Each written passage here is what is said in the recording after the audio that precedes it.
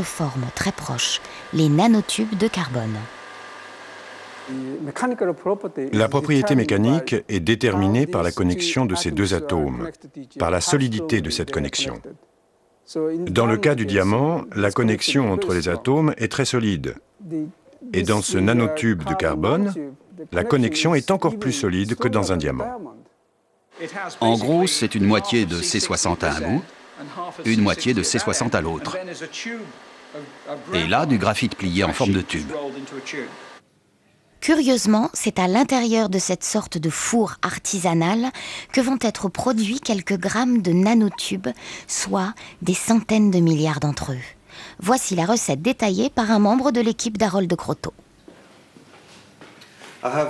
Une baguette de graphite est reliée à l'anode de cette chambre à arc, et une autre est reliée à la cathode.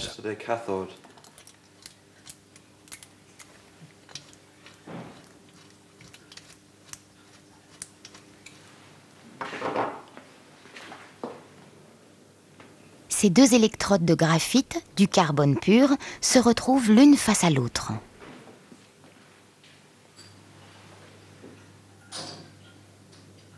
Après avoir fermé hermétiquement l'enceinte, l'air qu'elle contient est chassé complètement. La présence d'oxygène risquerait de déclencher une autre réaction que la pure fabrication de nanotubes.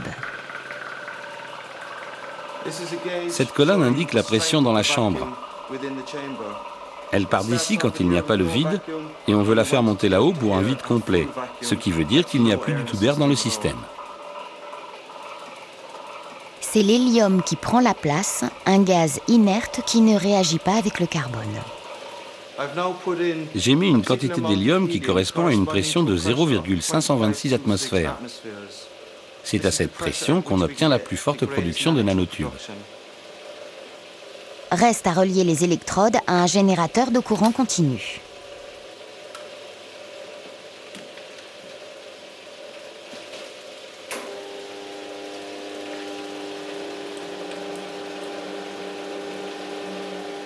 La température monte aux environs de 4000 degrés et le graphite entre en fusion.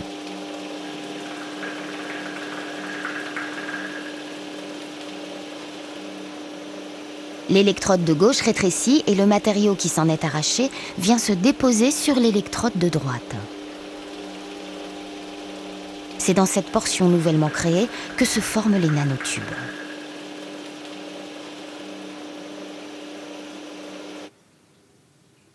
Après refroidissement, il faut aller chercher les nanotubes à l'intérieur de cette extrémité de la baguette de graphite. Pas de danger de les abîmer, ils sont à une autre échelle. Des millions de nanotubes qui composent 90% de cette poudre sont ainsi récoltés. Pour les voir, il suffit maintenant de les montrer au microscope électronique. On voit nettement cette longue structure de nanotubes qui traverse l'écran. Elle mesure environ 5 à 10 microns de long sur 10 à 40 nanomètres de section. Les nanotubes sont si résistants qu'ils supportent mieux l'oxydation que ces particules et cristaux de graphite. Donc, lorsque vous brûlez le tout, les particules de graphite sont éliminées en premier. Restent alors les nanotubes. Ce qui est incroyable, c'est que ce tube est peut-être la chose la plus solide qui ait jamais été faite.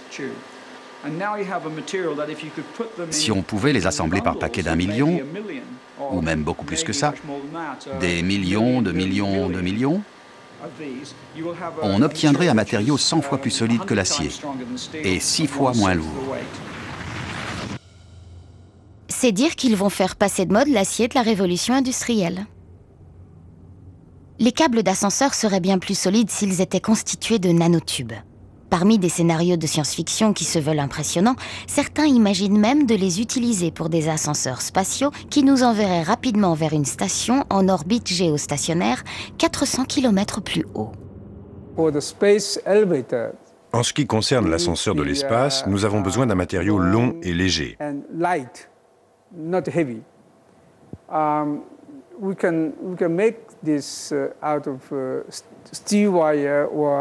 On peut le fabriquer en acier ou tout autre métal, mais entre le vaisseau spatial et la Terre, c'est trop lourd. Ça cassera au milieu.